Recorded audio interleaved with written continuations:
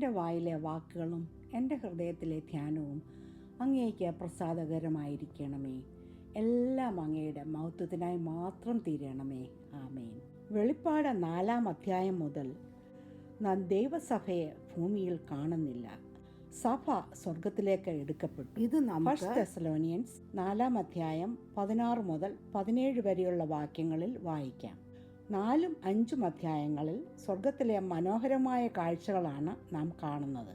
അവിടെ സ്വർഗസിംഹാസനത്തിലിരിക്കുന്ന പിതാവായ ദൈവത്തിന് മഹത്വം കൊടുത്തുകൊണ്ടിരിക്കുന്ന, സിംഹാസനങ്ങളിൽ കിരീടം വെച്ചുകൊണ്ടിരിക്കുന്ന, വീണ്ടെടുക്കപ്പെട്ട പഴയ പുതിയ നിയമസഭകളെ പ്രതിനിധീകരിക്കുന്ന 24 മൂപ്പന്മാരെയും ദൈവസൃഷ്ടികളെ പ്രതിനിധീകരിച്ച് ദൈവാരാധനയിൽ മുഴുകിയിരിക്കുന്ന 4 ജീവികളെയും നാം കാണുന്നു. 5-ാം അധ്യായത്തിൽ ദൈവത്തിൻ്റെ വലത്തുഭാഗത്ത് യഹൂദയിലെ സിംഹവും ദാവീദിന്റെ വേരുമായ യേശുക്രിസ്തുവിനെ പ്രതിനിധീകരിച്ച് ഭൂമിയെ ന്യായം വിധിപ്പാൻ ധാർമ്മികമായും നിയമപരമായും അവകാശമുള്ള ഒരേ ഒരാൾ, അറക്കപ്പെട്ടതുപോലെയുള്ള ഒരു കുഞ്ഞാട്, ദൈവത്തിൻ്റെ ന്യായവിധികൾക്ക് തുടക്കം കുറിക്കുന്ന 6 മുദ്രകൾ ഉള്ള ഒരു പുസ്തകച്ചുരുൾ തൻ്റെ പിതാവിൻ്റെ കയ്യിൽ നിന്നും വാങ്ങിക്കുന്നു. തുടർന്ന് 6-ാം അധ്യായത്തിൽ ഭൂമിയിൽ ദൈവത്തിൻ്റെ ന്യായവിധികൾക്ക് തുടക്കം കുറിക്കുന്ന ആ പുസ്തകച്ചുരുളിൻ്റെ ആദ്യത്തെ 4 മുദ്രകൾ ഓരോന്നോരോന്നായി മഹാപീഡനകാലം അഥവാ ട്രിബുലേഷൻ ടൈമിൻ്റെ ലോകരാഷ്ട്രങ്ങളുടെ പരിതസ്ഥിതികളും ഗതികളും കാണിക്കുന്ന 4 കുതിരപ്പടയാളികളെ അഴിച്ചുവിടുന്നു. തുടർന്ന് കുഞ്ഞാട് 5-ാം മുദ്രയും 6-ാം മുദ്രയും പൊട്ടിക്കുന്നു. 5-ാം മുദ്ര മതപീഡനത്തെയും 6-ാം മുദ്ര പ്രകൃതിക്ഷോഭത്തെയും ചൂണ്ടിക്കാണിക്കുന്നു. ഇനിയും 7-ാമത്തെ ഒരു മുദ്ര കൂടി പൊട്ടിക്കുവാനുണ്ട്. എന്നാൽ അത് പൊട്ടിക്കുന്നത് 8-ാമത്തെ ചാപ്റ്ററിലാണ്. നമുക്ക് പ്രാർത്ഥനയോടെ വെളിപ്പാട് 8-ാം അധ്യായത്തിലെ പഠനത്തിലേക്ക് പ്രവേശിക്കാം. നമുക്ക് 8-ാമത്തെ അധ്യായം 1-ാമത്തെ വാക്യം വായിക്കാം. അവൻ 7-ാം മുദ്ര പൊട്ടിച്ചപ്പോൾ സ്വർഗത്തിൽ ഏകദേശം അരമണിക്കൂറോളം മൗനതയുണ്ടായി. ഈ 7-ാം മുദ്ര പൊട്ടിക്കുമ്പോൾ ഭൂമിയിൽ വരാൻ പോകുന്ന ഭയങ്കരമായ സംഭവങ്ങൾ നമുക്ക് 8-ാം അധ്യായം 6-ാം വാക്യം മുതൽ 11-ാം അധ്യായം 15 മുതൽ 19 വരെയുള്ള വാക്യങ്ങളിൽ പഠിക്കുവാൻ പോകുകയാണ്. 7-ാം മുദ്ര 7 കാഹളങ്ങൾ മുഴക്കുന്നു, 7 ദൂതന്മാരെ തയ്യാറാക്കുന്നു. ഈ 7 കാഹളങ്ങളുടെ ന്യായവിധിയാണ് 7-ാം മുദ്രയുടെ സംഗ്രഹം അഥവാ കണ്ടന്റ്. ഇത് സംഭവിക്കുന്നത് ട്രിബുലേഷൻ ടൈമിൻ്റെ അവസാനത്തെ 3.5 വർഷമാണ്. ഈ 7 കാഹളങ്ങളുടെ ന്യായവിധികൾ കഠിനവും ഭീകരത നിറഞ്ഞതും ആയിരിക്കും. ഒരു വലിയ കൊടുങ്കാറ്റിനു മുമ്പ് ഉണ്ടാകുന്ന ശാന്തത പോലെ, വലിയ സുനാമിക്ക് മുമ്പ് കടൽ പുറകോട്ട് വലിയുന്നത് പോലെ, കുഞ്ഞാട് 7-ാം മുദ്ര പൊട്ടിച്ചപ്പോൾ സ്വർഗത്തിൽ ഏകദേശം അരമണിക്കൂറോളം മൗനത, സൈലൻസ് ഉണ്ടായി. ദൈവാരാധനയിൽ മുഴുങ്ങിയിരിക്കുന്ന സ്വർഗത്തിലെ ഈ മൗനത വരാൻ പോകുന്ന കഠിനമായ ന്യായവിധികൾക്ക് മുന്നോടിയാണ് എന്ന് നാം മനസ്സിലാക്കേണ്ടത്. നമുക്ക് 8-ാം അധ്യായം 2-ാമത്തെ വാക്യം വായിക്കാം. അപ്പോൾ ദൈവസന്നിധിയിൽ 7 ദൂതന്മാർ നിൽക്കുന്നത് ഞാൻ കണ്ടു. അവർക്ക് 7 കാഹളം ലഭിച്ചു. ഇവിടെ കുഞ്ഞാട് 7-ാം മുദ്ര പൊട്ടിച്ചപ്പോൾ ദൈവസന്നിധിയിൽ 7 ദൂതന്മാർ നിൽക്കുന്നത് വിശുദ്ധ യോഹന്നാൻ കാണുന്നു. അവരുടെ കൈകളിൽ അവർ 7 കാഹളങ്ങൾ പിടിച്ചിരുന്നു. ഇസ്രയേലിയർക്ക് കാഹളങ്ങൾ വളരെ പരിചയമുള്ള ഒരു മ്യൂസിക്കൽ ഇൻസ്ട്രുമെൻ്റാണ്.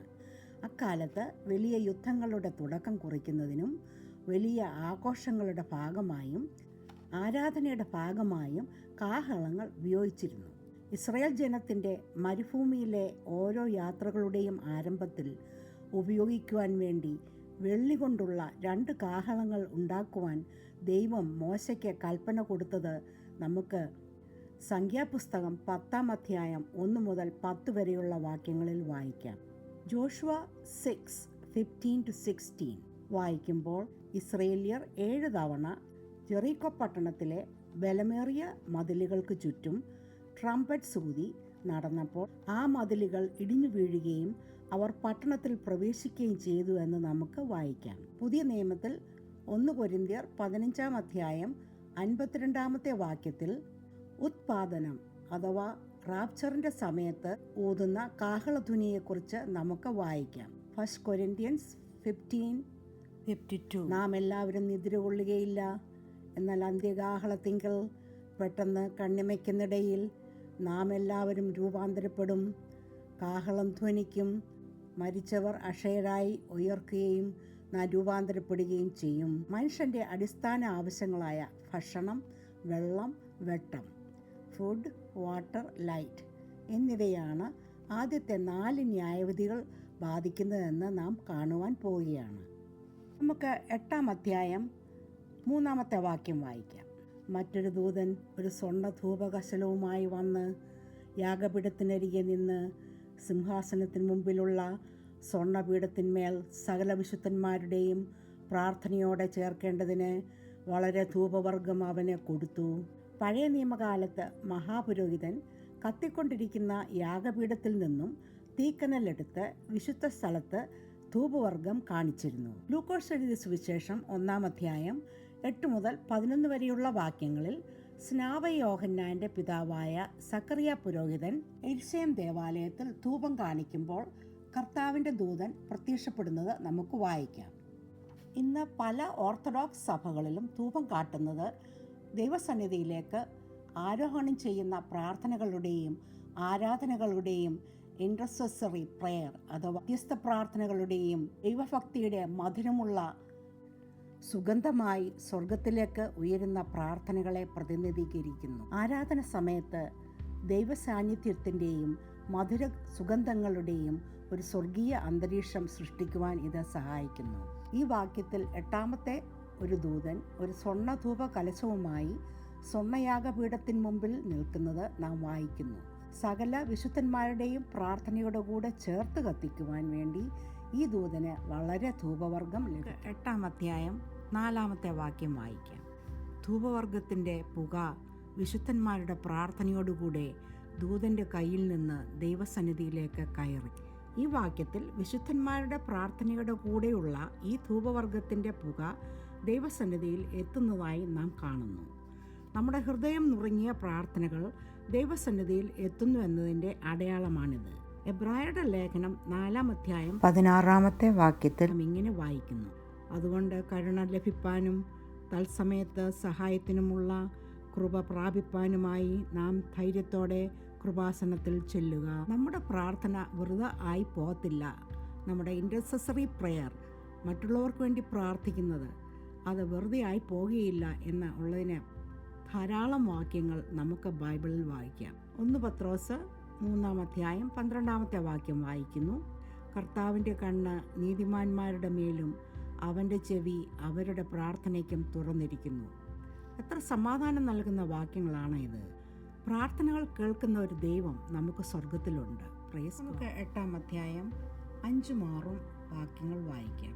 ദൂതൻ ധൂപകലശമെടുത്ത് യാഗപീഠത്തിലെ കനൽ നിറച്ച് ഭൂമിയിലേക്ക് എറിഞ്ഞു. ഉടനെ ഇടിമുഴക്കവും നാദവും മിന്നലും ഭൂകമ്പവും ഉണ്ടായി. 7 കാഹളമുള്ള ദൂതന്മാർ 7 പേരും കാഹളമൂതുവാൻ ഒരുങ്ങി നിന്നു. ഇവിടെ 8-ാം അധ്യായം 3 മുതൽ 5 വരെയുള്ള വാക്യങ്ങളിൽ ഇടിമിന്നൽ, ഭൂകമ്പങ്ങൾ എന്നിവയാൽ അടയാളപ്പെടുത്തിയ ദൈവന്യായവിധി ആരംഭിക്കുന്നതിൻ്റെ മുൻകോടിയായി ഒരു ദൂതൻ യാഗപീഠത്തിലെ കനൽ കൂട്ടിയ ഒരു ധൂപകലശം ഭൂമിയിലേക്ക് എറിയുന്നു. വിശുദ്ധന്മാരുടെ പ്രാർത്ഥനകൾക്ക് ഉള്ള നേരിട്ടുള്ള ഒരു ഉത്തരമാണിത്. ധൂപവർഗവുമായി സ്വർഗത്തിലേക്ക് എത്തിക്കപ്പെട്ട പ്രാർത്ഥനകൾ തിരികെ ഭൂമിയിലേക്ക് വന്ന് പാപപരിഹാരകനായ യേശുക്രിസ്തുവിനെ സ്വീകരിക്കാത്ത ഭൂമിയിലെ മനുഷ്യരുടെ നാശത്തിനായി ഭവിക്കുന്നു. മിന്നലും ഇടിനാദവും ഭൂകമ്പവും വരാൻ പോകുന്ന ന്യായവിധികളുടെ മുന്നറിയിപ്പ് ആണ്. ഭൂവാസികൾ ഇത് കേട്ട് വിറയ്ക്കുന്നു. 6-ാമത്തെ വാക്യത്തിൽ 7 കാഹളമുള്ള ദൂതന്മാർ ദൈവകൽപ്പനയ്ക്കായി കാത്തിരിക്കുന്നതായി നാം വായിക്കുന്നു. ഈ സമയത്ത് റോമൻസ് 8-ാം അധ്യായം 1-ാമത്തെ വാക്യം നമുക്ക് ആശ്വാസം നൽകുന്നതാണ്. അത് ഞാൻ വായിക്കുന്നു: ആകയാൽ ഇപ്പോൾ യേശുക്രിസ്തുവിനോട് ഐക്യപ്പെട്ടിരിക്കുന്നവർക്ക് ശിക്ഷാവിധിയില്ല. എന്നാൽ കൃപായുഗത്തിൽ ദൈവവിളി നിരസ്കരിക്കുന്ന മനുഷ്യർക്ക് മഹാപീഡന സമയത്ത് വലിയ ന്യായവിധികളിൽ കൂടി കടക്കേണ്ടി വരും. ഇനി വരാനിരിക്കുന്ന ന്യായവിധികൾ ഭൂമിയിൽ വലിയ ദുരന്തത്തിന് കാരണമാകുന്നു. അതുകൊണ്ടാണ് ഈ സമയത്തെ മഹാപീഡനകാലം അഥവാ ഗ്രേറ്റ് ട്രിബുലേഷൻ എന്ന് അറിയപ്പെടുന്നത്. നമുക്ക് 7-ാമത്തെ വാക്യം വായിക്കാം. 1-ാമത്തവൻ ഊതി, അപ്പോൾ രക്തം കലർന്ന് കൽമഴയും തീയും ഭൂമിമേൽ ചൊരിഞ്ഞിട്ട് ഭൂമിയിൽ 1/3 വെന്തുപോയി. വൃക്ഷങ്ങളിൽ 1/3 വെന്തുപോയി. എല്ലാ പച്ചപ്പുല്ലും വെന്തുപോയി. ഒന്നാമത്തെ ദൂതൻ കാഹളമൂതിയപ്പോൾ സംഭവിച്ച ന്യായവിധികൾ പുറപ്പാട് 9-ാം അധ്യായം 18 മുതൽ 26 വരെ ഉള്ള വാക്യങ്ങളിൽ നാം വായിക്കുന്ന ഇസ്രായേല്യർക്ക് സംഭവിച്ച 7-ാമത്തെ ബാധയോട് വളരെ സാമ്യമാണ്. നോഹയുടെ കാലത്തെ ദുഷ്ടജനങ്ങളെ ആഗോള നാശത്തിന് ദൈവം ജലപ്രളയം കൽപ്പിച്ചപ്പോൾ ഇവിടെ ഇതാ തീയും കൽമഴയുമാണ് ദൈവം ഉപയോഗിക്കുന്നത്.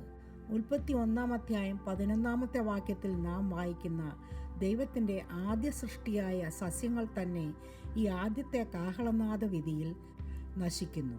2025 ജനുവരി മാസത്തിൽ അമേരിക്കയിൽ കാലിഫോർണിയയിൽ 1 മാസത്തോളം പടർന്ന കാട്ടുതീ US ന്യൂസ് ചാനൽസ് അപ്പോക്കലപ്സ് അഥവാ മഹാദുരന്തം എന്നാണ് സംബോധന ചെയ്തത്. ഈ വാക്ക് മഹാപീഡന കാലത്ത് കൂടെ ഉപയോഗിക്കേണ്ടി വരുമെന്നത് എത്ര സങ്കടകരമായ കാര്യമാണ്. ഇവിടെ രക്തം കലർന്ന കൽമഴയും തീയും സൂചിപ്പിക്കുന്നത് വലിയ വോൾക്കാനിക് ഇറപ്ഷൻസോ ഭൂകമ്പമോ ആകാം. ഇതിൻ്റെ പിന്നാലെ വരുന്നത് എക്കണോമിക് കൊളാപ്സ്, ക്ഷാമം, കന്നുകാലികളുടെ ദുരന്തം, അതുമൂലം ഉണ്ടാകുന്ന മിൽക്ക് പ്രൊഡക്ഷൻ്റെ ക്ഷാമം, ഇൻഫ്ലേഷൻ, ഇങ്ങനെ ഈ നഷ്ടങ്ങളുടെ ലിസ്റ്റ് തുടർന്നുകൊണ്ടേയിരിക്കും. ഇത് എത്ര സങ്കടകരമായ ഒരു അവസ്ഥയാണ് എന്ന് നമുക്ക് ചിന്തിക്കാം. നമുക്ക് 8-ാമത്തെയും 9-ാമത്തെയും വാക്യങ്ങൾ വായിക്കാം. 2-ാമത്തെ ദൂതനൂതി, അപ്പോൾ തീ കത്തുന്ന വൻമല പോലെ ഒന്ന് സമുദ്രത്തിലേക്ക് എറിഞ്ഞിട്ട് കടലിൽ 1/3 രക്തമായി തീർന്നു. സമുദ്രത്തിൽ പ്രാണനുള്ള സൃഷ്ടികളിൽ 1/3 ചത്തുപോയി. കപ്പലുകളിലും 1/3 ഛേദം വന്നു. ഈ വാക്യങ്ങൾ വായിച്ചപ്പോൾ ഈജിപ്തിൽ മിസ്രൈമ്യർക്ക് സംഭവിച്ച 1-ാമത്തെ ബാധയോട് വളരെ താരതമ്യം തോന്നി. ഉൽപ്പത്തി 1-ാം അധ്യായം 9 മുതൽ 11 വരെയുള്ള വാക്യങ്ങളിൽ സസ്യങ്ങൾ ഭൂമിയിൽ വളരുമ്പോൾ തന്നെ കടലും കരയും ഉണ്ടായി എന്ന് നമുക്ക് വായിക്കാം. അരമണിക്കൂറത്തെ നിശബ്ദതയ്ക്ക് ശേഷം ദൂതന്മാർ ഓരോരുത്തരായി അവരുടെ ന്യായവിധികളുടെ കാഹളങ്ങൾ ഊതുകയാണ്. തീ കത്തുന്ന ഒരു വൻമല പോലെയുള്ള ഒന്ന് കടലിലേക്ക് വീണപ്പോൾ കടലിലെ വെള്ളം രക്തമായി തീരുന്നു. ഇതോടുകൂടി കടലിലെ 1/3 ജീവികളും 1/3 കപ്പലുകളും നശിക്കുന്നു. ഈ കത്തുന്ന മല ഒരു മീറ്റിയറൈറ്റ് അല്ലെങ്കിൽ വോൾക്കാനിക് ഇറപ്ഷൻസോ ഭൂകമ്പമോ ആകാം. എന്താണ് എന്ന് വ്യക്തമാക്കിയിട്ടില്ല. അതുകൊണ്ട് അത് അക്ഷരാർത്ഥ രീതിയിൽ തന്നെ നാം കാണേണ്ടതുണ്ട്. മത്സ്യങ്ങൾ മനുഷ്യൻ്റെ ഫുഡ് ചെയിനിൻ്റെ ഒരു പ്രധാനപ്പെട്ട ഭാഗമാണ്. അതുപോലെ തന്നെ ഭൂമിയിലെ വാണിജ്യം കൂടുതൽ നടക്കുന്നതും കപ്പലുകൾ മുഖേനയാണല്ലോ. ഇതുകൊണ്ടൊക്കെയും ക്ഷാമവും പട്ടിണിയും വിലക്കയറ്റവും ഒക്കെ ഭൂമിയിൽ വലിയ തോതിൽ വരുമെന്നുള്ളതിന് സംശയമില്ല. ഷിപ്പിംഗ് ആൻഡ് ഫിഷിംഗ് മാർക്കറ്റ് തകരുന്നത് മൂലം വലിയ വാണിജ്യ കമ്പനികൾ വലിയ നഷ്ടങ്ങളിലേക്ക് നീങ്ങുമെന്നതിന് സംശയമില്ല. ലോകത്തിൽ എവിടെ നോക്കിയാലും സമാധാനം കാണുകയില്ല. നമുക്ക് 8-ാം അധ്യായം 10 മുതൽ 11 വരെയുള്ള വാക്യങ്ങൾ വായിക്കാം. 3-ാമത്തെ ദൂതനൂതി, അപ്പോൾ ദീപം പോലെ ജ്വലിക്കുന്ന ഒരു മഹാനക്ഷത്രം ആകാശത്തു നിന്ന് വീണു. നദികളിൽ 1/3 നീരുറവകളിന്മേലും ആയിരുന്നു വീണത്. ആ നക്ഷത്രത്തിന് കാഞ്ഞിരം എന്നു പേർ. വെള്ളത്തിൽ 1/3 കാഞ്ഞിരം പോലെ ആയി. വെള്ളം കയ്പായതിനാൽ മനുഷ്യരിൽ പലരും മരിച്ചു. 2-ാമത്തെ ദൂതൻ കാഹളമൂതിയപ്പോൾ ഭൂമിയിലെ 1/3 സമുദ്രം നശിച്ചുപോയി.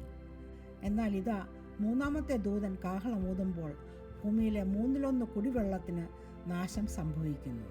ഇവിടെ കാഞ്ഞിരം അഥവാ ഇംഗ്ലീഷിൽ വോംവുഡ് എന്നു പേരുള്ള ഈ നക്ഷത്രം ആകാശത്തു നിന്നും വീണ ഭൂമിയിലെ 1/3 നദികളും നീരുറവയും ഉപയോഗശൂന്യമായി തീർന്നു എന്ന് നാം വായിക്കുന്നു. ഭൂമിയിലെ ശുദ്ധജലം കാഞ്ഞിരം പോലെ കയ്ക്കുന്നു. 11-ാമത്തെ വാക്യത്തിൽ മനുഷ്യരിൽ ചിലരും മരിച്ചുവെന്ന് വ്യക്തമായി പറയുന്നുണ്ട്. ഈ ബാധകൾ ഭൂലോകം മുഴുവൻ ബാധിക്കുന്നുവെന്ന് നാം പ്രത്യേകം ഓർക്കേണ്ടതുണ്ട്. ഭൂമിയുടെ 71% സമുദ്രമാണ്. ഭൂമിയിലെ 97% വെള്ളം ഉപ്പുവെള്ളമാണ്. 3% മാത്രമേ കുടിവെള്ളമായും നീരുറവയായും നദികളായും തടാകങ്ങളായും. വോംവുഡ് എന്ന ചെടി മിഡിൽ ഈസ്റ്റ്, സിറിയ, പാലസ്റ്റൈൻ എന്നീ സ്ഥലങ്ങളിൽ ഒക്കെ കാണുന്ന ഒരു ഡെസേർട്ട് പ്ലാന്റ് ആണ്. ഇത് ആൽക്കഹോളുമായി കലക്കിയാൽ ബ്രെയിൻ ഡാമേജ് വരെ സംഭവിക്കുമെന്ന് പറയപ്പെടുന്നു. ഇവിടെ കത്തുന്ന കാഞ്ഞിരം എന്ന നക്ഷത്രം ഭൂമിയിലേക്ക് വീണപ്പോൾ 1/3 കുടിവെള്ളം കയ്പായി മാറിയത് തന്നെയല്ല, അത് കുടിക്കുന്ന മനുഷ്യർക്ക് പലർക്കും മരണം സംഭവിച്ചുവെന്നും ഇവിടെ വ്യക്തമായി പറയുന്നു.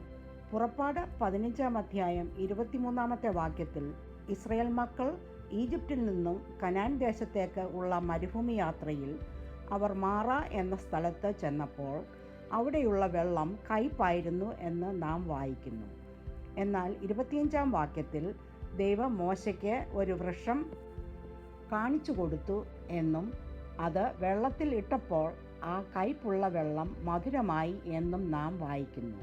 നമ്മുടെ യേശു കർത്താവ് മരക്കുരിശിൽ നമ്മുടെ പാപങ്ങൾക്ക് വേണ്ടി മരിച്ചപ്പോൾ നമ്മുടെ കയ്പുള്ള പാപങ്ങൾ മാറ്റി നമ്മെ ശുദ്ധീകരിച്ചു. ദൈവത്തിന് സ്തോത്രം. നമുക്ക് 8:12 വായിക്കാം. 4-ാമത്തെ ദൂതനൂതി, അപ്പോൾ സൂര്യനിൽ 1/3, ചന്ദ്രനിൽ 1/3, നക്ഷത്രങ്ങളിൽ 1/3 ബാധ തട്ടി. അവയിൽ 1/1 ഇരുണ്ടുപോയി. രാവും പകലും 1/1 വെളിച്ചമില്ലാതെയായി.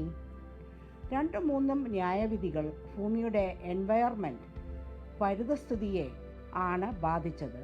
എന്നാൽ 4-ാമത്തെ ദൂതൻ കാഹളമൂതിയപ്പോൾ അത് ആകാശശക്തികളെ ബാധിക്കുന്നു. പുറപ്പാട് 10-ാം അധ്യായം 21 മുതൽ 29 വരെയുള്ള വാക്യങ്ങളിൽ നാം കാണുന്ന മിസ്രൈമ്യർക്ക് ബാധിച്ച 9-ാമത്തെ ബാധ 3 ദിവസത്തെ കൂരിരുട്ട് ആയിരുന്നു എന്നത് ഇതിൻ്റെ കൂടെ നമുക്ക് ഓർക്കാം. കർത്താവായ യേശുക്രിസ്തു ഈ 4-ാമത്തെ ദൂതൻ ഊതിയപ്പോൾ സംഭവിക്കുന്നതിനെക്കുറിച്ച് വിശുദ്ധ ലൂക്കോസ് എഴുതിയ സുവിശേഷം 21-ാം അധ്യായം 25 മുതൽ 26 വരെയുള്ള വാക്യങ്ങളിൽ പറഞ്ഞിട്ടുണ്ട്. സൂര്യനിലും ചന്ദ്രനിലും നക്ഷത്രങ്ങളിലും അടയാളങ്ങളുണ്ടാകും. കടലിൻ്റെയും തിരമാലകളുടെയും മുഴക്കം നിമിത്തം ഭൂമിയിലെ ജനതകൾക്ക് നിരാശയും പരിഭ്രമവും ഉണ്ടാകും. ആകാശത്തിലെ ശക്തികൾ ഇളകുന്നതിനാൽ ഭൂമിയിൽ എന്തു സംഭവിക്കാൻ പോകുന്നു എന്ന് ചോദിച്ച് കാത്തിരുന്നും കൊണ്ട് മനുഷ്യരുടെ ബോധം നശിച്ചു പോകും. ദൈവത്തിൻ്റെ നേരിട്ടുള്ള ഭൂമിയിലെ ദുഷ്ടമനുഷ്യരോട് ഉള്ള ഇടപാടാണ് ഇത്. ദൈവം ആകാശഗോളങ്ങളെ ഉണ്ടാക്കിയത് ക്രിയേഷൻ്റെ 4-ാം ദിവസമാണ് എന്ന് നമുക്ക് ഉൽപ്പത്തി പുസ്തകം 1-ാം അധ്യായം 14 മുതൽ 19 വരെയുള്ള വാക്യങ്ങളിൽ വായിക്കാം. ഭൂമിയെ പ്രകാശിപ്പിക്കാനും പകലും രാത്രിയും വാഴുവാനും വെളിച്ചത്തെയും ഇരുളിനെയും തമ്മിൽ വേർതിരിപ്പാനുമായിട്ടാണ് ദൈവം അവയെ ആകാശവിധാനത്തിൽ നിർത്തിയത്. എന്നാൽ അതിൽ 1/1 പ്രകാശങ്ങൾ ഇരുണ്ടപ്പോൾ ഭൂമിയിലെ 1/1 പ്രകാശത്തിന് ഒരു മങ്ങൽ സംഭവിക്കും എന്നുള്ളതിന് സംശയമില്ല. ഈ മങ്ങിയ വെളിച്ചം ഭൂലോകത്തെ മുഴുവൻ വളരെയധികം രീതിയിൽ ബാധിക്കും എന്നതിന് സംശയമില്ല. Solar power, electricity, other natural energy sources, global climate, ഇതൊക്കെ മാത്രമല്ല മനുഷ്യൻ്റെ ദൈനംദിനമുള്ള ഭൂമിയിലെ ജീവിതത്തെ ഇത് മാറ്റിമറിക്കും. നമുക്ക് 8:13 വായിക്കാം. അനന്തരം ഒരു കഴുക് ഇനിയും കാഹളം ഊതാനുള്ള 3 ദൂതന്മാരുടെ കാഹളനാദം ഹേതുവായി ഭൂവാസികൾക്ക് കഷ്ടം കഷ്ടം കഷ്ടം എന്ന് ഉറക്കെ പറഞ്ഞുകൊണ്ട് ആകാശമധ്യയെ പറക്കുന്നത് ഞാൻ കാണുകയും കേൾക്കുകയും ചെയ്തു. ആദ്യത്തെ 4 കാഹള ന്യായവിധികൾ കഴിഞ്ഞപ്പോൾ ആകാശത്തു നിന്നും തീമഴയും കല്ലുമഴയും, സമുദ്രങ്ങളുടെ നാശം, കുടിവെള്ളക്ഷാമം, രാത്രിയുടെയും ഇരുട്ടിൻ്റെയും ദൈർഘ്യം, ഇങ്ങനെ ഭൂലോകം മുഴുവൻ പരിഭ്രമിക്കുന്ന ഒരു രംഗം നാം കണ്ടു കഴിഞ്ഞു. ഈ 3 കാഹളങ്ങൾ കൂടി ഊതുവാനുണ്ട്. കഴിഞ്ഞ 4 ബാധകളെക്കാളും തീവ്രമായിട്ടുള്ള കഷ്ടങ്ങളാണ് ഇനിയും വരാൻ പോകുന്നത് എന്നതിൻ്റെ മുൻകുറിയായി ഒരു കഴുകൻ ഭൂമിയിൽ വസിക്കുന്നവർക്ക് കഷ്ടം കഷ്ടം കഷ്ടം എന്ന് ഉറക്കെ വിളിച്ചു പറഞ്ഞുകൊണ്ട് ആകാശമധ്യയെ പറക്കുന്നത് വിശുദ്ധ യോഹന്നാൻ കേൾക്കുകയും കാണുകയും ചെയ്യുന്നതായി ഈ 13-ാമത്തെ വാക്യത്തിൽ നാം വായിക്കുന്നു.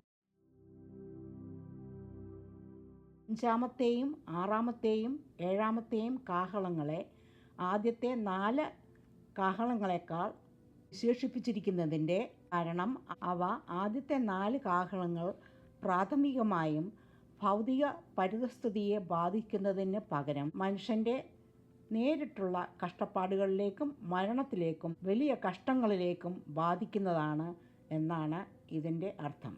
നാം തുടർന്ന് ഈ പുസ്തകം പഠിക്കുമ്പോൾ 9 മുതൽ 11 വരെയുള്ള അധ്യായങ്ങളിൽ ഈ കഠിനമായ കഷ്ടം എന്താണ് എന്ന് പഠിക്കുവാൻ പോകുകയാണ്. പാപത്തിൻ്റെയും റിബല്യൻ്റെയും ന്യായവിധികൾ ഈ 8-ാം അധ്യായത്തിൽ വെളിപ്പെടുത്തുന്നു. കാഹളങ്ങൾ ദൈവന്യായവിധികളുടെ പ്രഖ്യാപനങ്ങൾ ആണ്.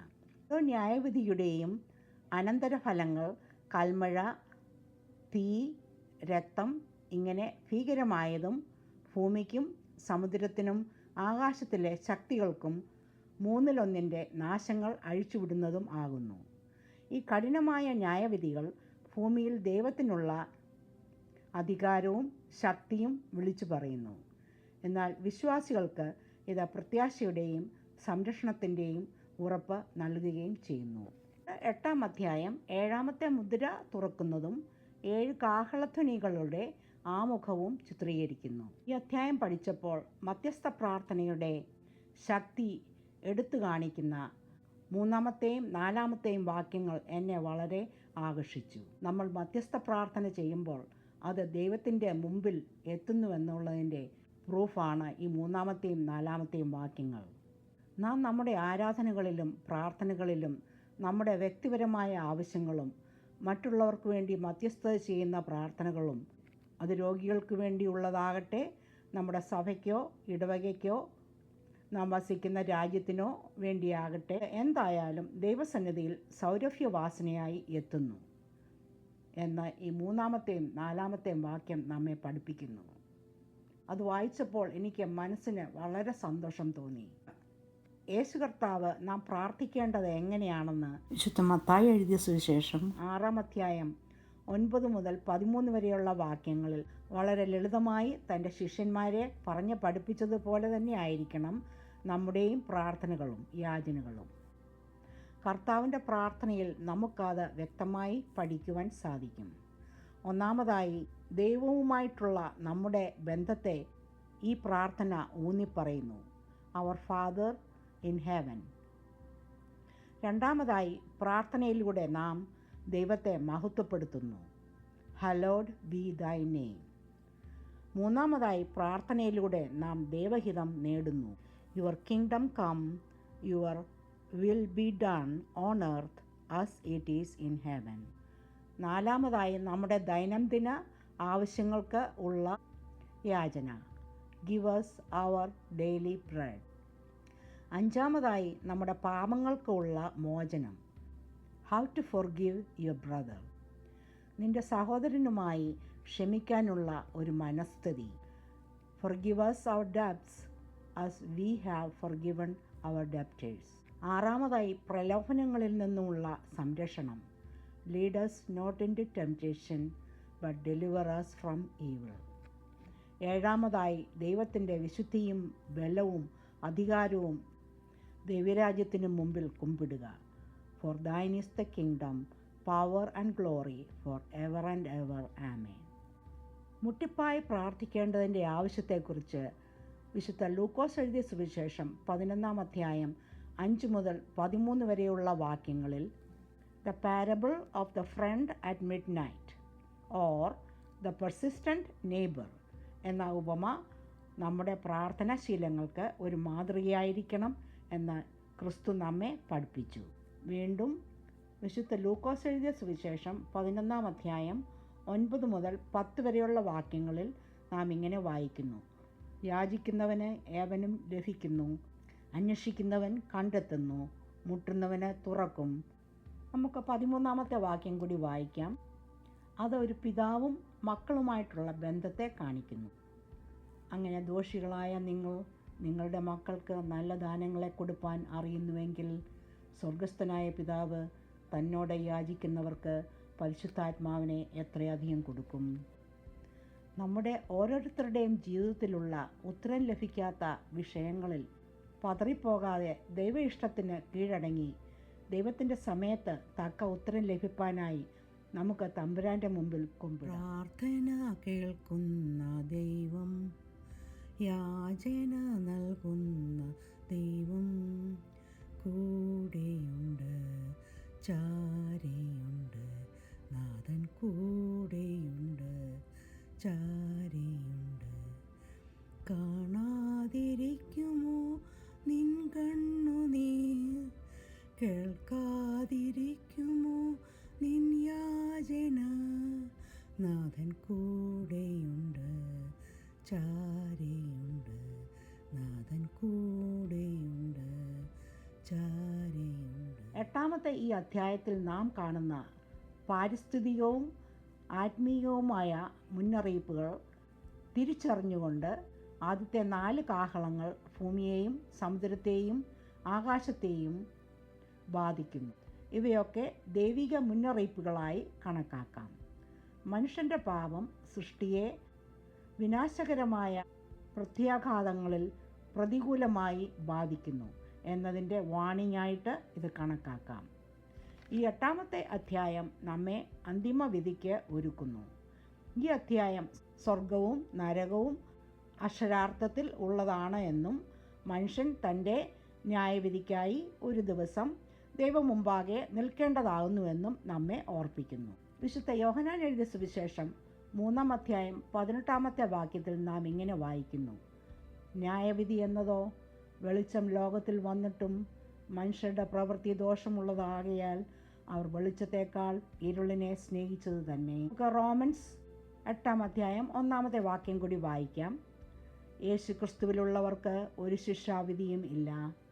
നമ്മുടെ ജീവിതം യേശു കർത്താവിൻ്റെ സന്നിധിയിൽ പരിപൂർണമായി സമർപ്പിക്കാം. നമ്മുടെ ഹൃദയവാതിക്കൽ മുട്ടിക്കൊണ്ടിരിക്കുന്ന യേശു കർത്താവിനെ നമ്മുടെ ദൈവവും രക്ഷിതാവുമായി നമ്മുടെ ഹൃദയത്തിലേക്ക് സ്വീകരിക്കാം. അതിനായി എടുക്കുന്ന ഒരു പുതിയ തീരുമാനത്തോടുകൂടി നമുക്ക് ഈ 8ാമത്തെ അധ്യായത്തിൻ്റെ പഠനം ചുരുക്കമായി നിർത്താം. കർത്താവിൻ്റെ കൃപ നമ്മോടുകൂടെ ഇരിക്കുമാറാകട്ടെ. ആമേൻ.